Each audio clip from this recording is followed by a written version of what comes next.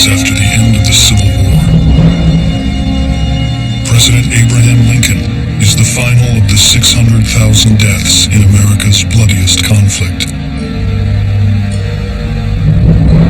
The country is divided, and the world looks at American democracy as a failed experiment. But what most don't realize is that a new era has dawned. The nation is entering an age of advancement, and from the void left by the death of perhaps the greatest statesman we will ever know, a new breed of leader will emerge. The Rockefellers, the Fords, the Carnegies were the first generation of what we know is now the entrepreneurial rock stars. What today are the Buffetts and the Jobs and the Gateses. They were the ones that set the standard for the American dream. They owned a new frontier, literally and figuratively, of who we are as a culture.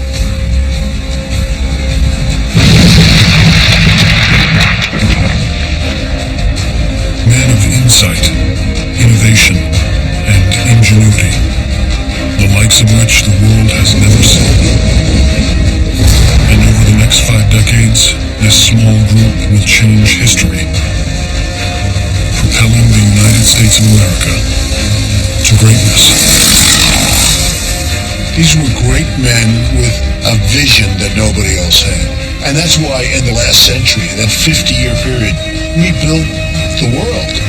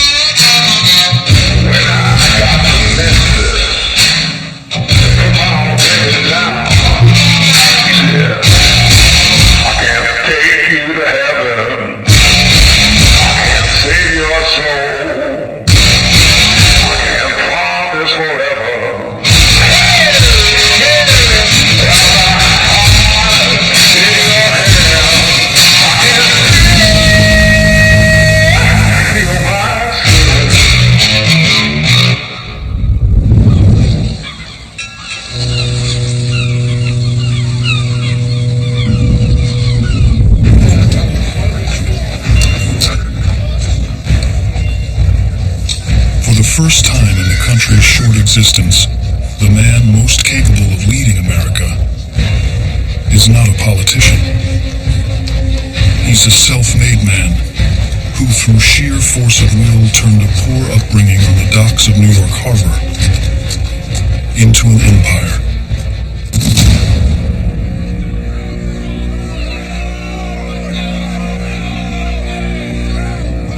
At 16, Cornelius Vanderbilt buys a small ferry boat with a $100 loan. He quickly earns a reputation as a cutthroat businessman, willing to use any means necessary to get ahead.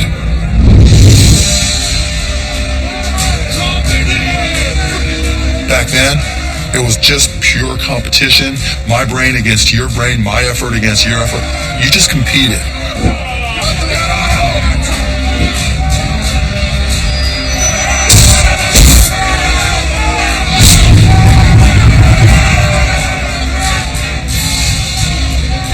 That's the way they looked at business. It was the wild, wild west. And by hook or crook, it was just win or lose, and the best win.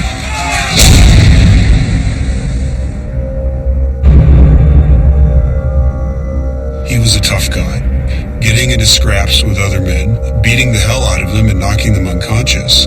That competitive streak and that toughness very much defined his character.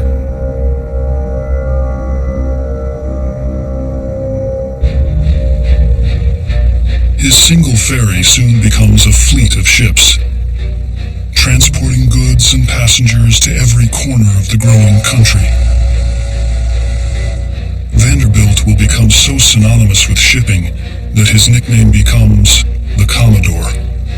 I think Vanderbilt recognized that what was going to be important is transporting goods from one place to another. And he had this idea that required infrastructure, and not infrastructure that the government was going to provide, but that he was going to provide. Over the next 40 years, Vanderbilt builds the largest shipping empire in the world. Then, at the peak of his power, just before the Civil War, he does the unthinkable.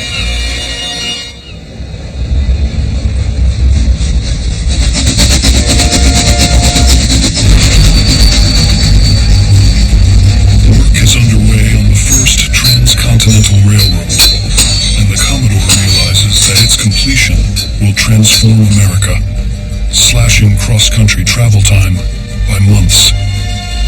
Railroads were absolutely liberating because the railroads allowed cheap and efficient transportation from one corner of America to another. Vanderbilt sees his future. He sells all of his ships and invests everything he has in railroads. You talk about seeing around corners as an element of success. That's what differentiates the good leader. Not many people have it. Not many people can predict that corner. That is a characteristic of great leaders.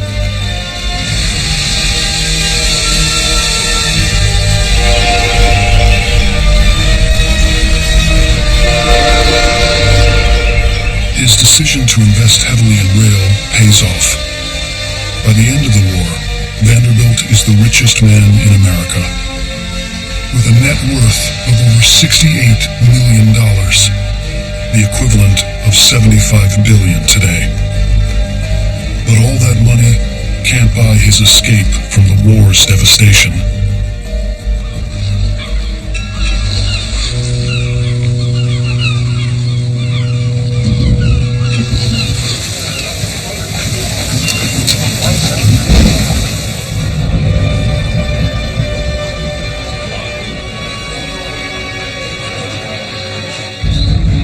In the wake of the Civil War, the country mourns publicly, while Vanderbilt does so privately.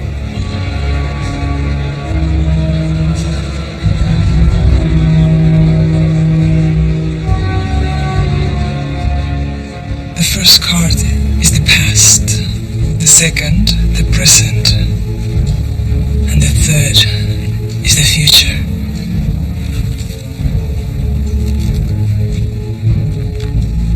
There has been an unexpected loss.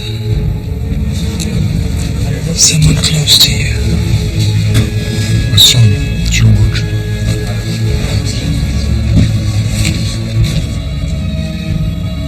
He died in the war.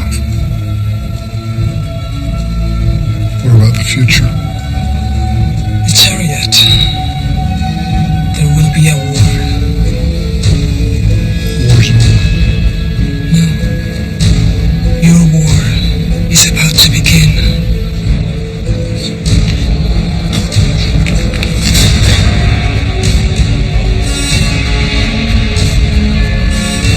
Watch it, man.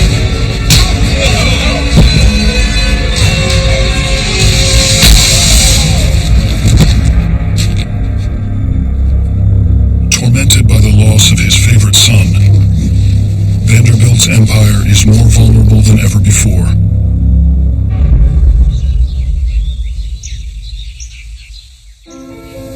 For Vanderbilt, this is a great tragedy. He had one son who had that same sense of physical strength and ability, and he had died when he was still quite young. It was deeply troubling for the Commodore. For years, Vanderbilt groomed George to take over the family business. Now, the Commodore is forced to rely on his less accomplished son, William.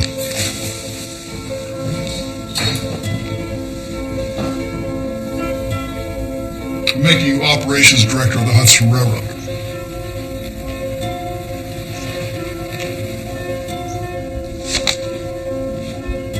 Vanderbilt places William in the midst of negotiations with the owners of a rival railroad. So name your price. If you give us your freight year-round, we will give you the privilege of allowing your passengers access into Manhattan for $200,000. That privilege is not worth $200,000. Then let us settle on $100,000. I believe that to be a fair and generous offer. I'm not really interested in your generosity. I'm only interested in getting the best deal for my shareholders. And that does not include handing over $100,000 or even $1. My father wants only what he believes is right. The trouble is, your father doesn't know what is right. The old man should be put out to pasture.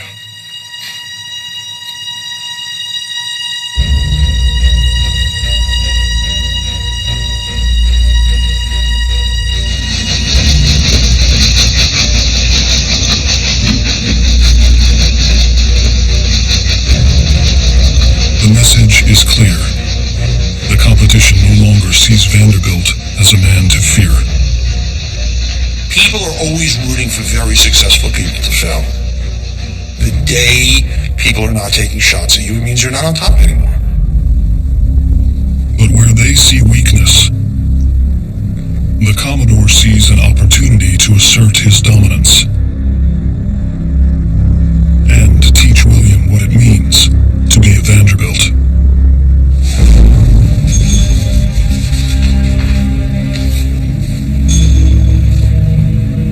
If they want war, I'll give them war.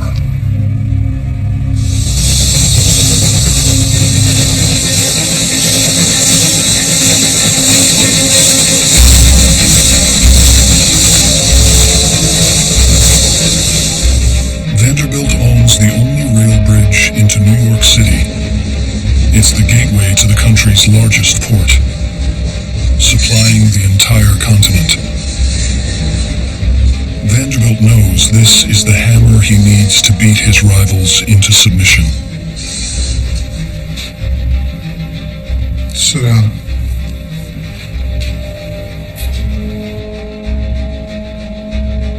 I want you to close the Albany Bridge.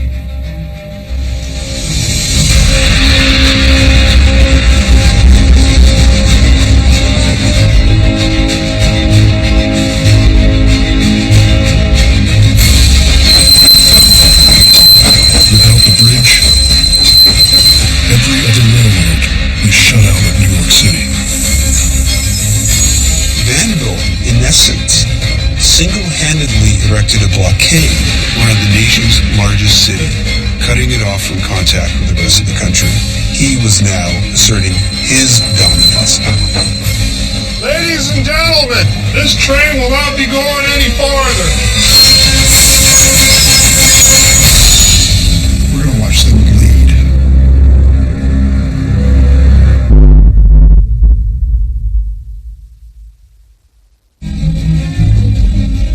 The Civil War has left America in ruins. For the first time in its history, the nation must rebuild. Over 50,000 miles of railroad track have transformed the country. Commodore Cornelius Vanderbilt grew up poor, but has created a railroad empire, making him the richest man in the country.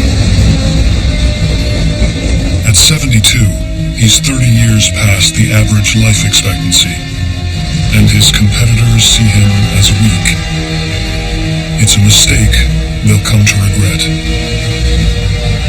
Locked in a battle for control of the rail lines east of the Mississippi, the Commodore is holding nothing back. I want you to close the Albany Bridge. We're gonna watch them bleed.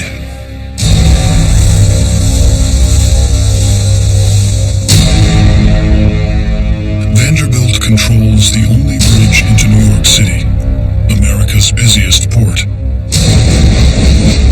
Seizing an opportunity, he sets up a blockade.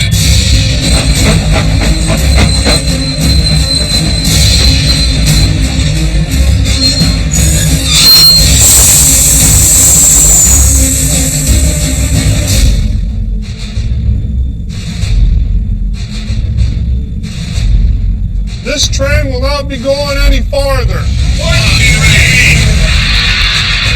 Shutting the bridge leaves millions of pounds of cargo unable to reach the rest of the country,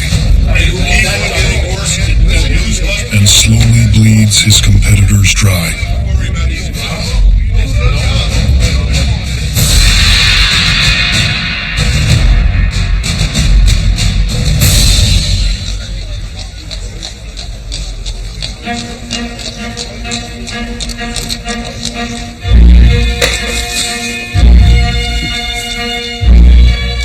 Before their stock is worthless, the presidents of the rival railroad try to sell all their shares.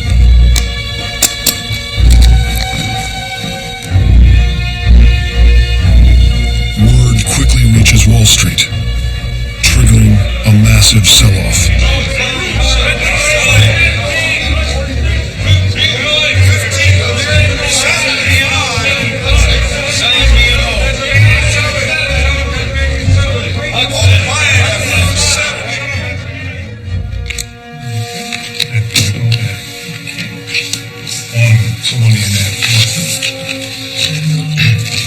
New York Central shares are dropping fast.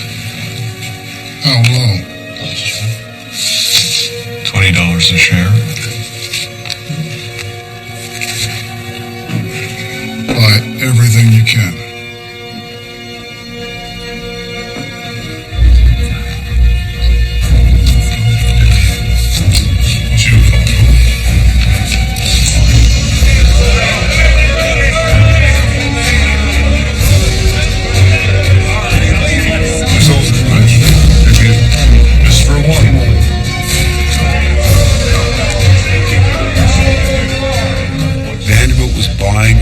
Stock that suddenly flooded the market at rock bottom prices.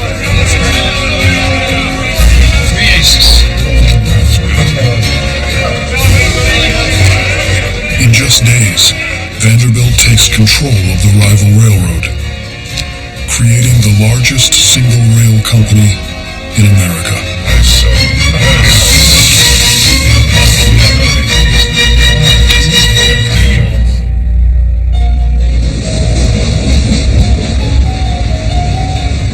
New York Central Railroad became the centerpiece of his empire, and it came to him as the sudden result of a skillfully executed campaign to get revenge. Railroads soon crisscross America, tying together the country in a way that just 15 years earlier was unimaginable, and providing over 180,000 jobs. Laying tracks becomes America's engine for unprecedented growth. Railroads allowed the industrial economy to boom in ways that it couldn't have before. One advance after the other, which essentially was led by the railroads, largely because there was a need to close the gap between those east of the Mississippi and those on the West Coast. Vanderbilt has made himself the undisputed king of railroads. And now he wants the world to know it. He envisions a monument that will symbolize his immense power.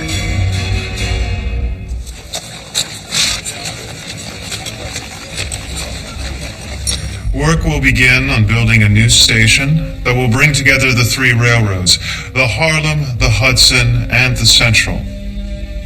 It shall be in the heart of New York and be called the Grand Central Depot.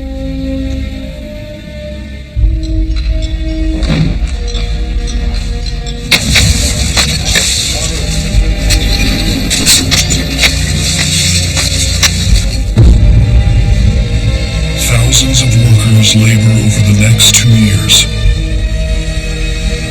on the most ambitious urban construction project America has ever seen. Grand Central is the biggest building in all of New York City and the biggest train station in the country, covering some 22 acres.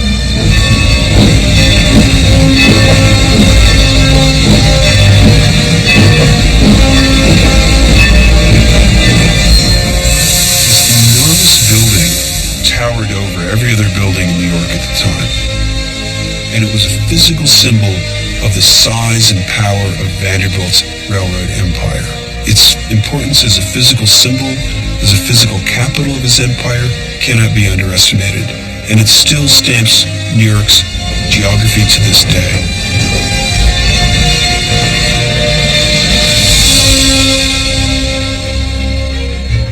Vanderbilt may be on top of the world, but his blind ambition will soon make him vulnerable to a challenge coming from the most unlikely pair imaginable. Mr. Vanderbilt, buddy.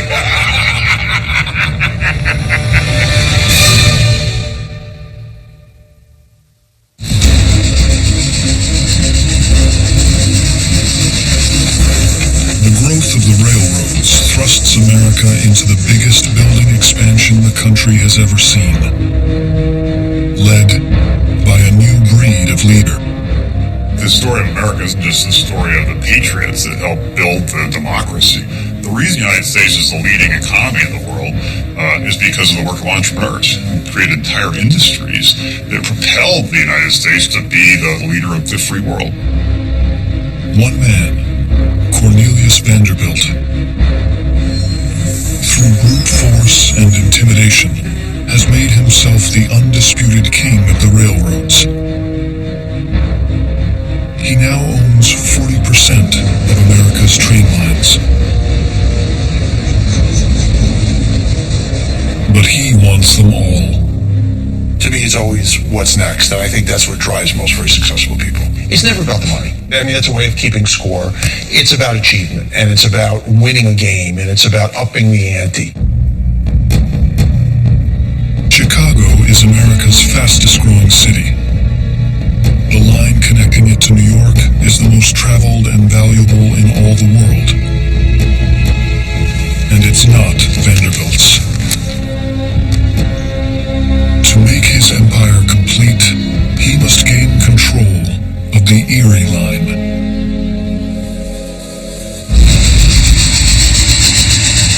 The Erie was one of the relatively early publicly traded corporations.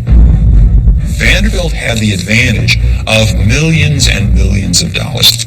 Deep pockets are always an advantage when you're trying to gain control of a corporation.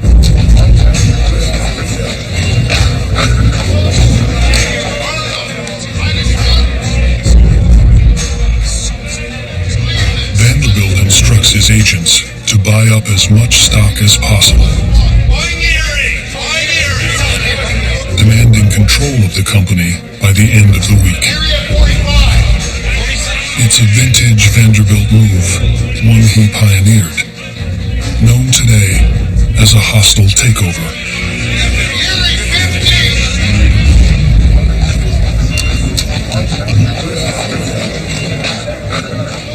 But his attempt will be thwarted by an even more ingenious idea, cooked up by two unknowns, Jay Gould and Jim Fisk. The mistake that the Erie Board have made is that they have telegraphed where they need to expand without securing the land first. Gould and Fisk are stuck in middle management at the Erie, but they represent the new America that Vanderbilt is helping to create. One of self-made men with ruthless ambition. And after years of watching the Commodore dominate, they're eager to build their own empire. They recognize Vanderbilt's plan to buy the line and see the opportunity they've been waiting for. Competition, I think it's good for the system, and it's really, I think, what most businesses is about, is doing a better job on out-hustling your competitors.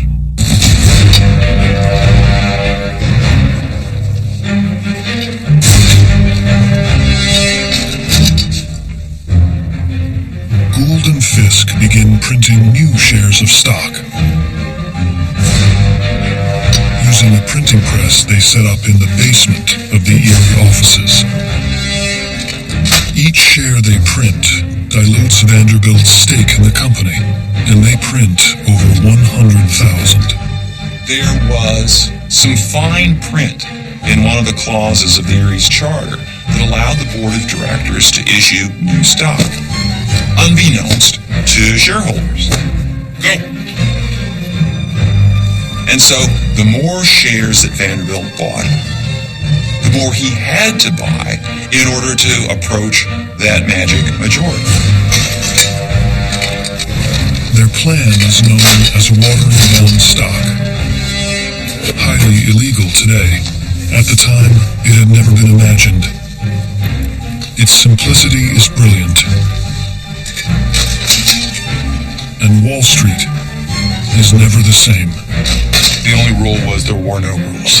Whatever it took to put your competition out of business, they were going to try to do it. Unaware, Vanderbilt continues to buy. Look at the look on his face. Oh, God, I wish I could be a fly on that wall.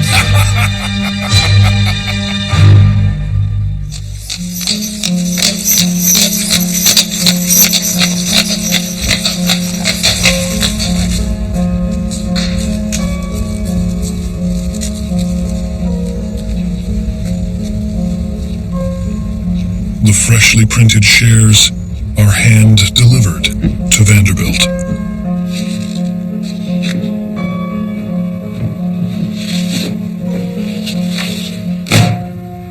Here are the Erie shares. I assume we control the company now.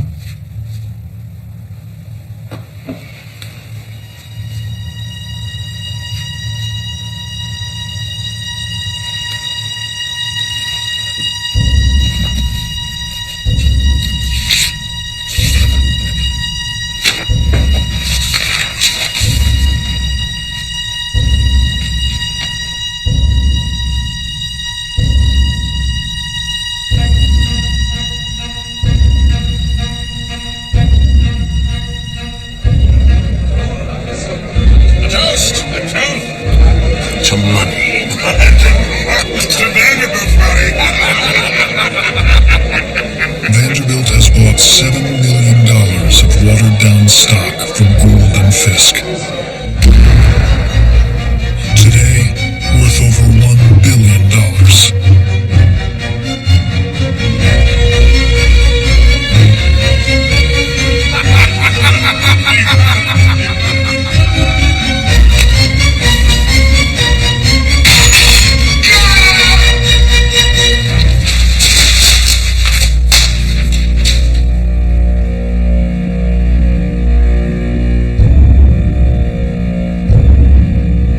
Vanderbilt has been underestimated before. But if you come at the king, you shouldn't expect to win.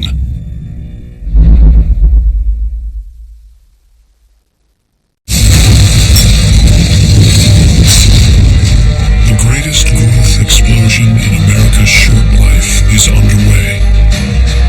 Rail lines now connect huge expanses of the country. Controlling them means having power that just 5 years earlier was unimaginable. Many are staking their claim. I think there are people in every generation that have a vision that transcends their moment and their time. Commodore Cornelius Vanderbilt owns more miles of rail than anyone in the world. But like all men of power, he faces constant challenges.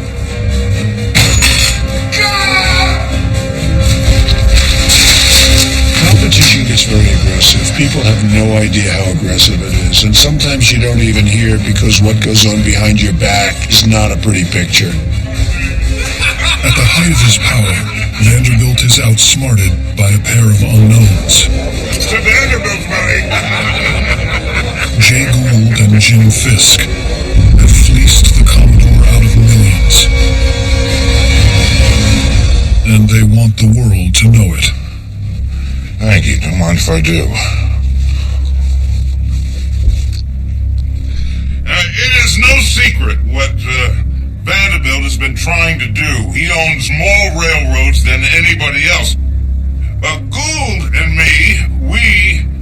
struck a blow for the little guy. Now, sure, he may be rich and sure he may be powerful, but somebody had to stand up to the old bastard. It was a humiliating defeat for the Commodore, a man who was so fiercely competitive, who wanted to win at absolutely everything, to whom money was so important. And here he was, defeated and insulted publicly by Gould and Fisk.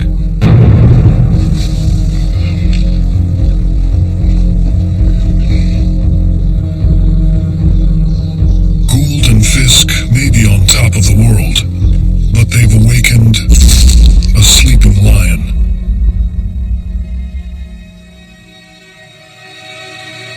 Vanderbilt vows to never be beaten again. They don't think in terms of money.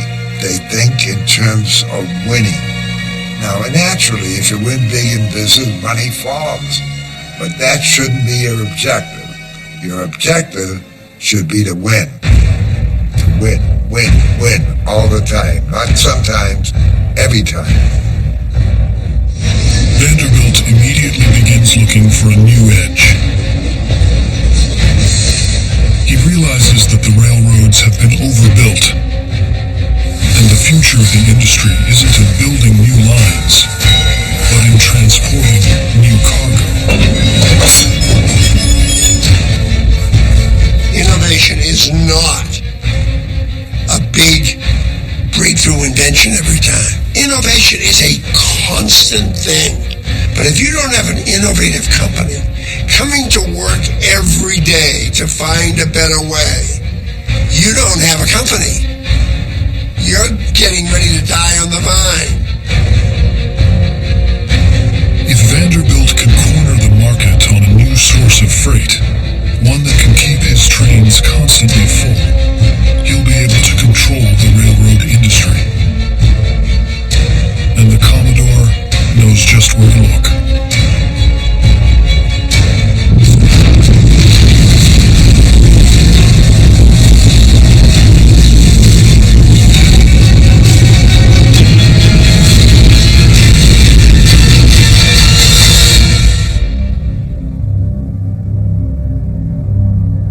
Oil is revolutionizing life in America. Crude from the ground is being refined into kerosene.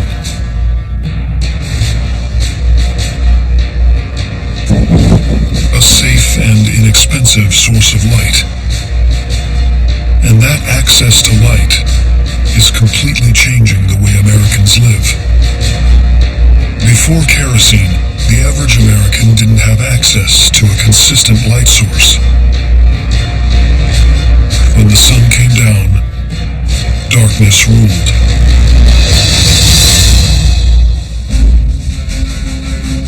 Kerosene is a phenomenon that will forever change the world. And Vanderbilt knows it's his next opportunity to cash in.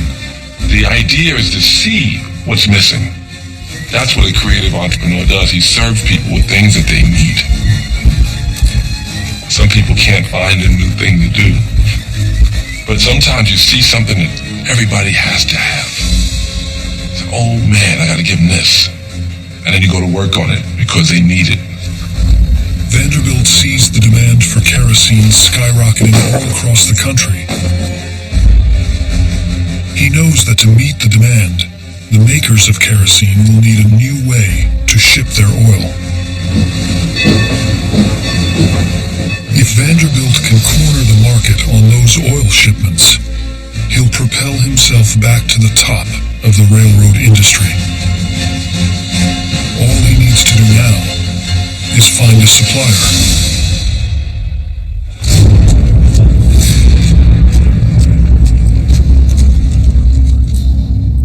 Extend along the South Shore to Cleveland. Why Cleveland? Cleveland is a small city of just under 50,000, but it's sitting on top of an ocean of oil. Eastern Ohio is the Middle East of its day, and the area around Cleveland is one of of the largest oil fields in the world. Vanderbilt learns about a refinery built near the railroads in Cleveland, the perfect mark for his master plan. He reaches out to the owner, a struggling young oil man Vanderbilt is hoping to pluck from obscurity. That oil man is John D. Rockefeller.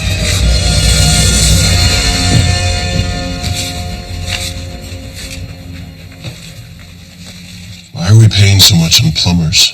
We run a refinery. So we start making our own pipes.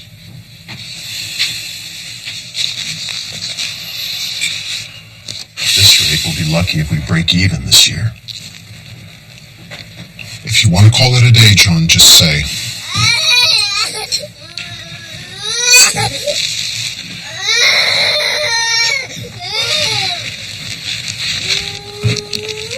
I should go.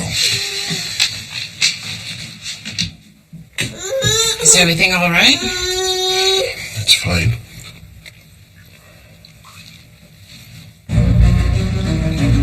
At the age of 27, Rockefeller is in the early stages of building his refining business, but his company is teetering on the verge of bankruptcy. Vanderbilt sees him as someone he can manipulate to his advantage.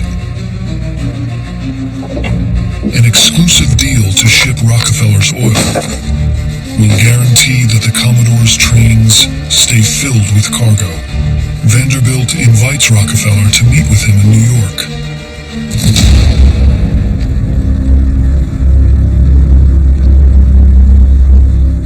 For the young oil man, the meeting is the opportunity of a lifetime. A way out of his troubles. And a way to save his company from complete collapse. Rockefeller, he respected Vanderbilt. He could see what he had achieved. Vanderbilt was setting the pattern and the archetype of what Rockefeller himself wanted to be. He wanted to be the Vanderbilt of petroleum. That's the way he saw himself. As Rockefeller prepares for his trip to New York, Vanderbilt's plan is set in motion.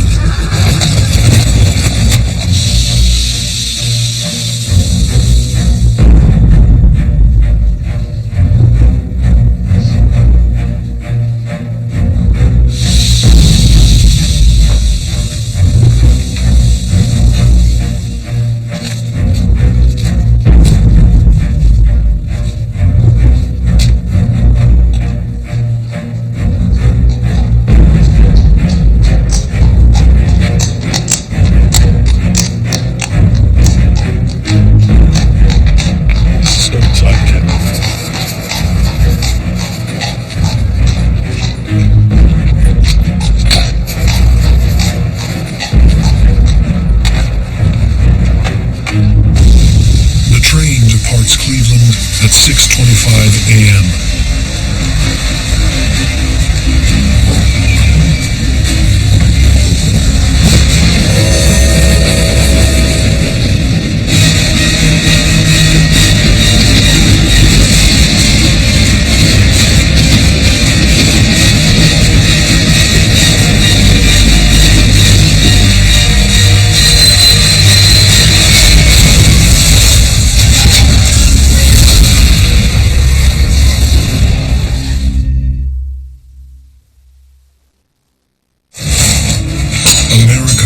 Rising.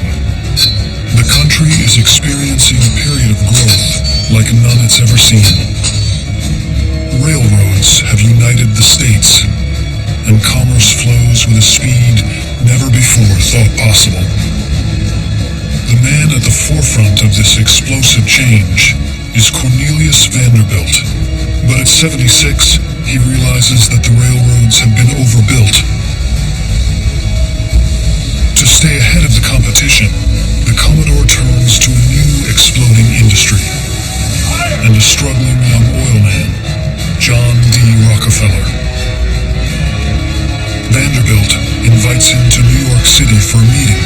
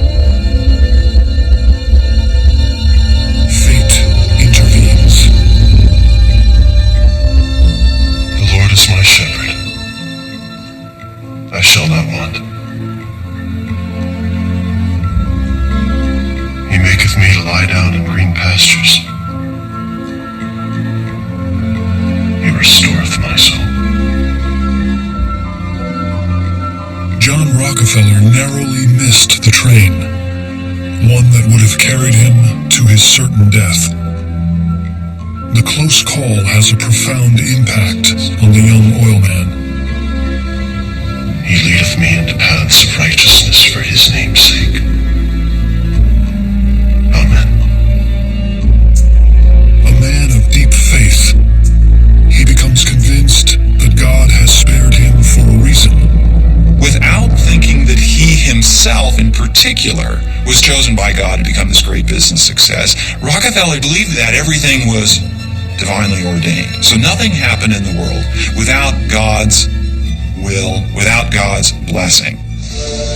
Rockefeller once again heads to meet with Vanderbilt as a changed man. Where before he was intimidated and facing bankruptcy, now he's a man of destiny.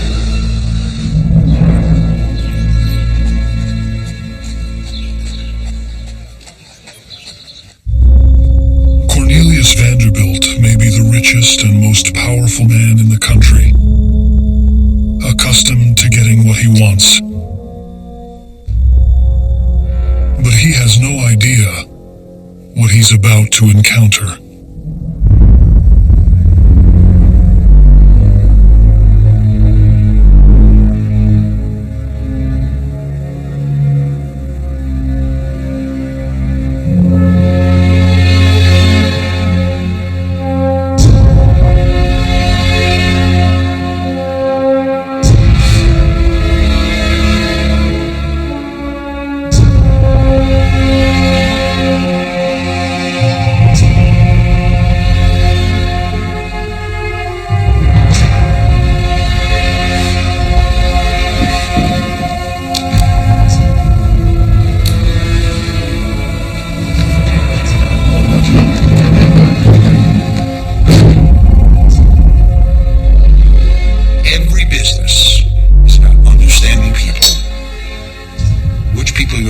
Through which people you have to embrace, which people